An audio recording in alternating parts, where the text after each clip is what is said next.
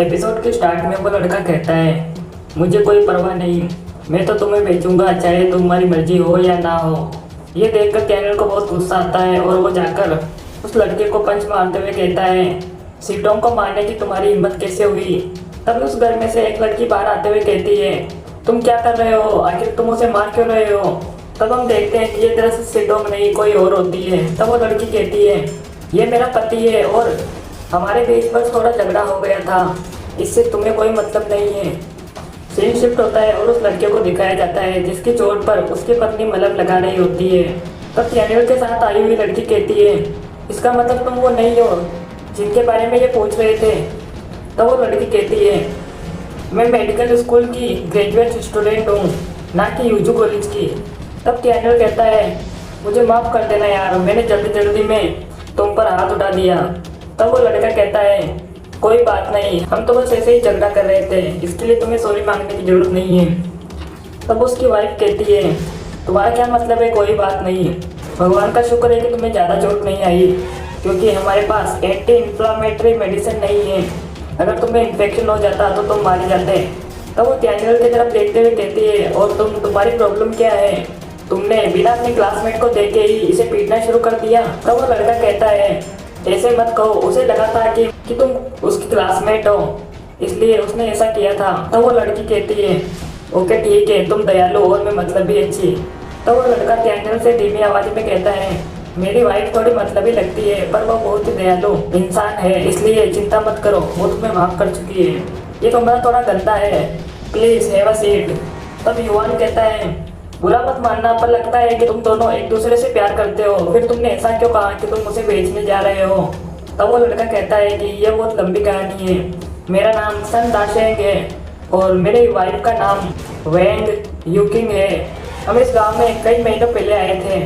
मैं एक mechanical engineer हूँ और मेरी वाइफ एक मेडिकल स्टूडेंट है। हम लोग यहाँ पर चीज़ों को फिक्स करके और मरीजों की मदद करके अपना गुजारा करते थे, पर तब एक दिन अचानक वेंशाव फैमिली ने हमारे पास किसी को भेजा। तब उस आदमी ने हमसे कहा कि जिया वेंशाव की पत्नी पानी में गिर गई है, इसलिए उसे बहुत तेज फीवर हो रहा है, इसलिए मेरी पत्नी को उनके साथ जाना होगा मदद करने के लिए। पर जब वेंग उनके घर पहुंची तो जियो वेंशाव ने इसका फायदा उठाने के बारे में सोचा, पर वेंग ने उसे सेल्फ डिफेंस में चाकू मार दिया, जिससे कि वो आग बबूला हो गया और उसने हमें यहाँ पर भेज दिया। और उसने विला में सभी लोगों को कह दिया कि कोई भी हमसे सामान फिक्स नहीं करवाएगा और इलाज नहीं करवाएगा। लकीली हमारे पास यहाँ पर कुछ दोस्त हैं जो कि हमारे साथ खाना ट्रेड करते हैं, कुछ टूल्स और हेल्प के बदले, जिससे कि हमारी मदद हो सके। पर धीरे धीरे यहाँ पर खाना खत्म होता जा रहा है, वो लोग खुद का भी पेट नहीं भर सकते, इसलिए हम उन पर बोझ नहीं बनना चाहते। वेंग और मैंने पिछले कई दिनों से कुछ नहीं खाया, अगर ऐसा ही चलता रहा तो हम यहाँ पर मरने के सिवाय और कुछ नहीं कर सकते हैं। कल मैं एक बॉस से मिला जिसका नाम मिस्टर वांग था। उसने मुझसे कहा कि वो मेरी पत्नी को अपने घर पर रखेगा बिना जियो वेंशाव के पता लगे हुए। वो बहुत अमीर आदमी है और अस्थमा अटैक से ऑलमोस्ट मरने ही वाला था, जब तक कि वेंग ने उसे नहीं बचाया था। वो वेंग का बहुत शुक्रगुजार था और उसे बहुत पसंद करता था, इसलिए मैंने सोचा। तब उसकी वाइफ कहती है, तो तुमने ये सोचा कि तुम मुझे ये कहकर बहका दोगे कि तुम मुझे बेच दोगे, जिससे कि मैं उसके साथ चली जाऊंगी और तुम्हें यहाँ मरने के लिए अकेला छोड़ दूंगी। क्यों, सही कहा ना मैंने। तब सन कहता है, तुम्हें बचाने का ये केवल एक ही रास्ता था मेरे पास। तब डॉक्टर वेंग कहती है, सन दाशेंग, तुमने आखिर मुझे समझ क्या रखा है, क्या तुम्हें अभी भी हमारी शादी याद है। केवल मौत ही हमें एक दूसरे से जुदा कर सकती है। इस वक्त हमारे साथ जो भी हो रहा है उसकी वजह मैं हूँ, तो भला मैं तुम्हें पीछे कैसे छोड़ सकती थी मरने के लिए, तुम बेवकूफ़ कहीं के। तब सन अपनी पत्नी को गले लगाता है और कहता है, हनी मुझे माफ़ कर देना, मैं किसी काम का नहीं, पर तुम्हें मरते हुए देखने से अच्छा मेरे लिए ये होगा कि तुम्हें खो दूँ।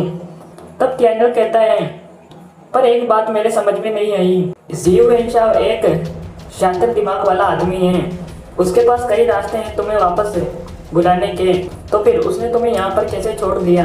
तब सन कहता है, वो तो हमें मारना चाहता था, पर उसके बड़े भाई जिया वेंशाव ने उसे रोक लिया।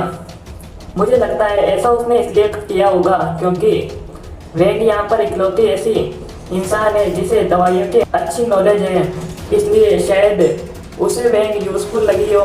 तब डैनियल कहता है कि जिया वेनशाओ तो सचमुच एक समझदार इंसान है। तब वो सन से कहता है, ब्रदर सन, आपको इन पार्ट्स के बदले कितना अनाज चाहिए? क्या 100 किलो काफ़ी होगा? तब सन चौंकते हुए कहता है कि क्या 100 किलो? ये पार्ट्स तो 5 किलो अनाज के बराबर भी नहीं है। तब डैनियल कहता है, मैं आपको मारने के बदले 100 किलो अनाज और 10 बोतलें पानी की दूंगा। अब से आपको फ्यूचर में ज़िंदा रहने के लिए खाने की चिंता करने की कोई ज़रूरत नहीं है। तुम चिंता मत करो, वेनशाओ ब्रदर्स का बुरा टाइम जल्दी शुरू होने वाला है। तब वो तो वहाँ से जाने लगते हैं। तब जाते हुए डैनियल कहता है, हमारे पास अभी भी कुछ काम करने के लिए है, इसलिए मैं किसी को खाना लेकर आपके पास भिजवा दूंगा। तब डैनियल के साथ आई हुई लड़की कहती है, मुझे भी जाकर अपने बच्चे को चेक करना है, तो प्लीज़ आगे से लड़ना मत। तब डॉक्टर वैंग डैनियल को कहती है कि रुको, मैं एक जगह जानती हूँ, जिस लड़की को तुम ढूंढ रहे हो शायद वो वहाँ हो सकती है। यहाँ पास ही की गली में एक पब है, वहाँ पर वेनशाओ ब्रदर्स के द्वारा सिलेक्ट की गई लड़कियों को भेजा जाता है अमीर लोगों की सेवा करने के लिए।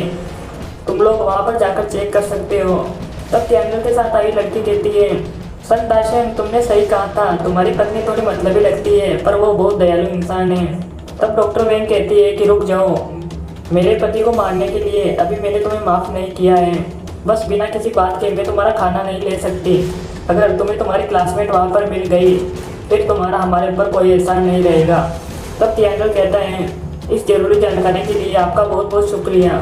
तब वो तीनों उस पब में पहुँच जाते हैं और वहाँ के 3 गार्ड्स को मारकर उनके कपड़े चुराकर पहन लेते हैं। तब युवान कहता है, बिग ब्रो, हमने वेटर की तरह कपड़े क्यों पहने हैं? अगर हम कस्टमर बनकर जाते तो सीटों को ढूंढना और भी ज़्यादा आसान होता।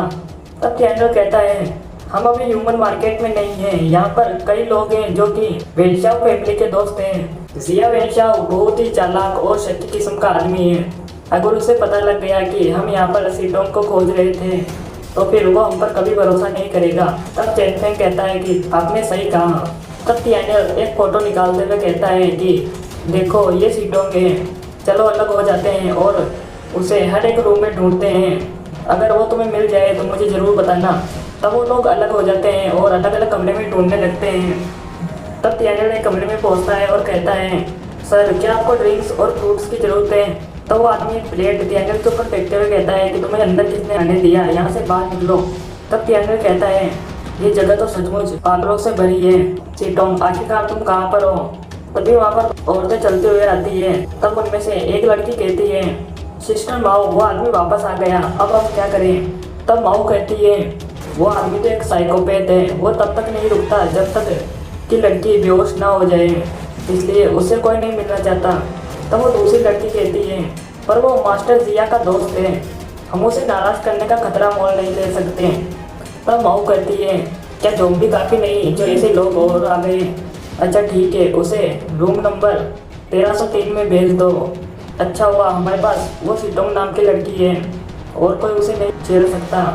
तब डैनियल को पता चल जाता है कि सीटोंग को रूम नंबर 1303 में रखा गया है। तब रूम नंबर 1303 में एक आदमी कहता है, डरो मत लड़की, चलो हमें खेल खेलते हैं। तब वो लड़की कहती है, नहीं, मुझे नहीं खेलना। तब वो आदमी कहता है, क्या तुम बीमार हो? चलो मैं तुम्हें एक शॉट देता हूँ और फिर तुम ठीक हो जाओगी। ये कहकर वो हंसने लगता है। तब उस लड़की के चिल्लाने की आवाज़ आती है। तब डैनियल भागकर उस रूम का दरवाज़ा खोलता है और तब हम देखते हैं कि वो आदमी सीटोंग को एक तरीके का इंजेक्शन लगाने जा रहा होता है और तब डैनियल सीटोंग को पहचान जाता है। तब वो आदमी डैनियल से कहता है, आखिर तुम कौन हो? तुम्हें अंदर किसने आने दिया? तब डैनियल कहता है, तुम कमीने कहीं के लोगों को चोट पहुंचाकर तुम्हें मजा आता है ना, तो अब इसे लो। ये कहकर डैनियल उसके फेस पर एक बहुत ही जोरदार पंच मारता है जिससे कि वो बेहोश हो जाता है। तब डैनियल सीटोंग से कहता है, सीटोंग घबराओ मत, मैं यहाँ आ गया हूँ तुम्हें बचाने के लिए। तब सीटोंग कहती है, ब्रदर मुझे खाना चाहिए। तब डैनियल कहता है, सीटोंग ये मैं हूँ, क्या तुम्हें याद नहीं मैं कौन हूँ? तब सीटोंग कहती है, सीटोंग को भूख लगी है, सीटोंग को खाना चाहिए। तब डैनियल कहता है, सीटोंग आखिर तुम्हें क्या हुआ है? ये मैं हूँ, जाओ डैनियल, मुझे पहचानो। तब सीटोंग कहती है तुम बुरे हो, तुम सब बुरे हो, दूर हट जाओ, मुझसे दूर हट जाओ। तब तियानियल सीटोंग को गले लगाते हुए कहता है मुझे माफ़ कर देना सीटोंग, मैं बहुत लेट हो गया, इन लोगों ने तुम्हारे साथ क्या कर दिया। तब सीटोंग कहती है तुम बुरे हो, तुम बुरे हो, सीटोंग को जाने दो, तियानियल सीटोंग को बचाने आएगा, तियानियल तुम सबको मारेगा। तब तियानियल कहता है तुम चिंता मत करो, जिसने भी तुम्हें चोट पहुंचाई है उन सबको इनकी कीमत चुकानी पड़ेगी। सीन शिफ्ट होता है और हमें मिस चेंग को दिखाया जाता है जो चेंगफेंग से कहती है क्या तुमने उसे ढूंढ लिया, अच्छा हुआ, हमें उससे मिलने दो। तब चेंगफेंग कहता है अच्छा हुआ कि अभी तुम अंदर ना जाओ। तब मिस चेंग कहती है आखिर क्या हुआ। तब चेंगफेंग कहता है उसकी कंडीशन अभी कुछ ठीक नहीं है, वो बिल्कुल पागलों की तरह बर्ताव कर रही है। तब मिस चेंग कहती है कि क्या पागलों की तरह। तब चेंगफेंग कहता है मुझे नहीं पता कि एग्जैक्टली वो कैसी है, जब वो हमें मिली थी तो उसकी हालत बहुत ज़्यादा ख़राब थी, यहाँ तक कि वो कैप्टन जाओ को भी नहीं पहचान पा रही थी, उसको पूरे शरीर पर कई इंजरीज हैं, मैं जानना भी नहीं चाहता कि उसके साथ क्या हुआ है। हमने डॉक्टर वेंग को उसका इलाज करने के लिए यहाँ पर बुलाया है। डॉक्टर वेंग ने कहा था कि वो इस वक्त बहुत ही ज़्यादा अनस्टेबल हैं, अच्छा ये होगा कि कोई स्ट्रेंजर उससे नहीं मिले वरना बात और ज़्यादा बिगड़ सकती है। तब सीन शिफ्ट होता है और सीटोंग को दिखाया जाता है जो कहती है नहीं मुझे जाने दो, मुझे बहुत दर्द हो रहा है। तब सिस्टर हुआ डॉक्टर वेंग से कहती है डॉक्टर वेंग इसे बहुत दर्द हो रहा है, क्या हमें सचमुच इसे बांधना चाहिए। तब डॉक्टर वेंग कहती है इसके घाव में इन्फेक्शन हो चुका है, हमें अभी इसका इलाज करना पड़ेगा, अगर हमने और ज़्यादा देर की तो ये मर जाएगी, मेरे पास यहाँ पर कोई भी दोषी का इंजेक्शन नहीं है और वो हमारे साथ कोऑपरेट नहीं कर रही है, इसलिए उसके घाव को साफ करने का केवल एक ही रास्ता है, उसे बांधना। तब सीटोंग कहती है तियानियल तुम कहाँ हो, यहाँ पर बहुत सारे बुरे लोग हैं, जल्दी आओ, सीटोंग को बहुत डर लग रहा है। तब सिस्टर वो कहती है सीटोंग तुम अच्छी लड़की हो ना, चिंता मत करो, डॉक्टर वेंग के दवाई लगाने के बाद मैं तुम्हें जाने दूंगी। तब सीन शिफ्ट होता है और मिस चेंग कहती है कि आखिरकार ये सब कैसे हुआ और तियानियल कहाँ पर है। तब चेंगफेंग कहता है कैप्टन जाओ वापस आ गए हैं और लिएंग और युवान के साथ इस वक्त गराज में हैं और उन बदमाशों को सबक सिखा रहे हैं। तब सीन शिफ्ट होता है और हमें उस लेडी माओ को दिखाया जाता है जिसे कि बांध कर रखा गया होता है। तब वो कहती है बॉस प्लीज़ मुझे जाने दो, मैं तो बस उस पब की मैनेजर थी, इसलिए खाने के लिए मुझे अरेस्ट करना तो बेवकूफ़ी होगी। तब लिएंग कहता है क्या हमें तुमसे खाना चाहिए, क्या तुम्हें हमारे पास रखा हुआ खाना नहीं दिखाई दे रहा। तब माओ कहती है तो फिर तुम्हें क्या चाहिए। तब तियानियल कहता है चलो मैं तुमसे पूछता हूँ, आखिरकार सीटोंग ऐसे कैसे हुई, बताओ मुझे।